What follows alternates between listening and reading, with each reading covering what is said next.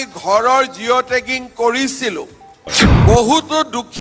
নমস্কাৰ, এই মুহূৰ্তত আহি পৰিছে আজিৰ দিনটোৰ কেইবাটাও বিগ ব্ৰেকিং নিউজ। অৰুণোদয় আঁচনি হিতাধিকাৰী বেংক একাউণ্টত এইমাত্ৰ ৩,০০০ টকা সোমাই গ'ল। আপোনাৰ ঘৰত যদিহে ৰেচন কাৰ্ড আছে তেন্তে আপোনাৰ বাবে আহি পৰিছে ডাঙৰ খবৰ। ৰেচন কাৰ্ড থাকিলে লাভ কৰিব এইসমূহ সুবিধা। চৰকাৰী ঘৰৰ বাবে জিঅ' টেগিং কৰাসকলৰ বাবে মুখ্যমন্ত্ৰী হিমন্ত বিশ্ব শৰ্মাৰ ডাঙৰ ঘোষণা। চৰকাৰী ঘৰত জিঅ' টেগিং কৰাসকলৰ বেংক একাউণ্টত সোমাই যাব প্ৰথম কিস্তিত টকা। লাখপতি বাইদেউ আঁচনিৰ 10,000 টকা লাভ কৰা মহিলাসকলৰ বাবেও আহি গ'ল বৃহৎ সুখবৰ। লাখপতি বাইদেউ 10,000 টকা লাভ কৰা মহিলাসকলে অতি শীঘ্ৰে লাভ কৰিব 25,000 টকা। লগতে আহি পৰিছে আৰু কেইবাটাও আঁচনিক লৈ গুৰুত্বপূৰ্ণ খবৰ।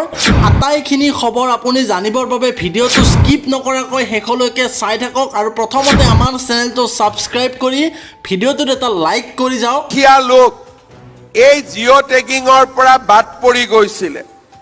যেতিয়া নৰেন্দ্ৰ মোদী ডাঙৰীয়া তৃতীয়বাৰৰ বাবে দেশৰ প্ৰধানমন্ত্ৰী হ'ল, তেখেতক আমি লগ পাওঁতে কৈছিলোঁ যে প্ৰধানমন্ত্ৰী ডাঙৰীয়া আৰু কেইলাখমান লোকক ঘৰ দিলে। ৰাজ্যৰ লাখ লাখ মহিলাৰ বাবে ডাঙৰ খবৰ। যিসকল মহিলাই অৰুণোদয় আঁচনিত ধন লাভ কৰে তেওঁলোকৰ বাবে ডাঙৰ খবৰ আহি পৰিছে। মাত্ৰ 3 দিন আছে হাতত। এই 3 দিনৰ ভিতৰত কৰক এই জৰুৰী কাম। এই কাম নকৰিলে আপুনি বঞ্চিত হ'ব লাগিব অৰুণোদয় 3.0 ধনৰ পৰা। যিসকল মহিলাই অৰুণোদয় আঁচনিত ধন লাভ কৰে এই কামটো তেওঁলোকে অতি শীঘ্ৰে কৰি লওক। হাতত মাত্ৰ 3 দিন। কি এই জৰুৰী কাম?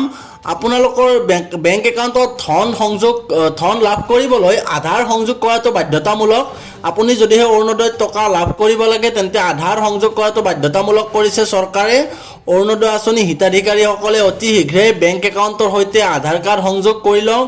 যিসকলৰ বেংক একাউণ্টত আধাৰ কাৰ্ড সংযোগ হোৱা নাই এতিয়ালৈকে তেওঁলোকে অতি শীঘ্ৰে আধাৰ কাৰ্ডৰ লগত বেংক একাউণ্ট লিংক কৰক।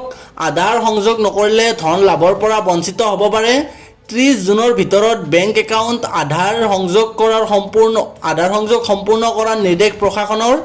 সংযোগ প্ৰক্ৰিয়াত সমস্যা হ'লে পৌৰসভা বা বিডিঅ কাৰ্যালয়ত যোগাযোগৰ সুবিধাও আছে।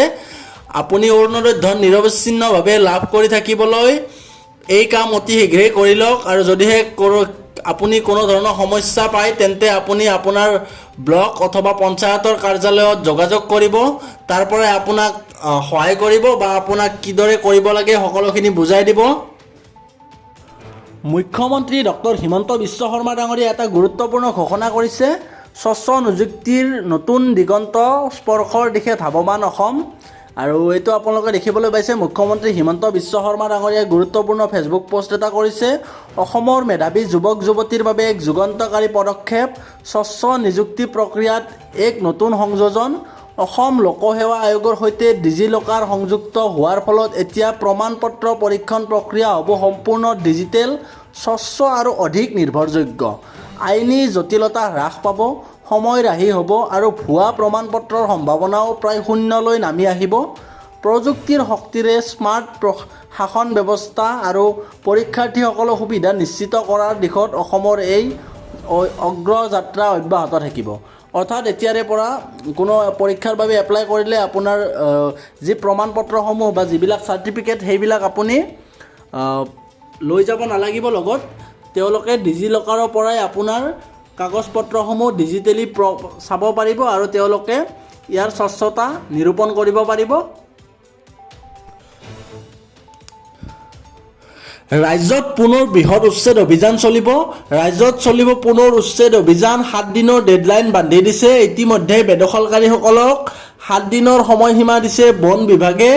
বন বিভাগৰ মাটি দখল কৰি বহি থকা লোকসকলৰ ওপৰত চলিব বুলডোজাৰ। তেওঁলোকে ভূমি খালী নকৰিলে চলিব বুলডোজাৰ।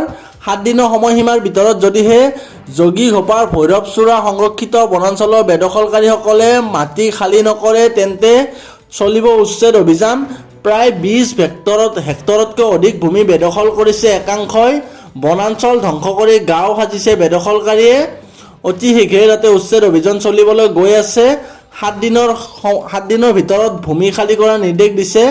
অভয়াপুৰী আঞ্চলিক বন সংগঠনৰ ৰেঞ্জাৰ শংকৰ ৰায়ে দিছে এই নিৰ্দেশনা।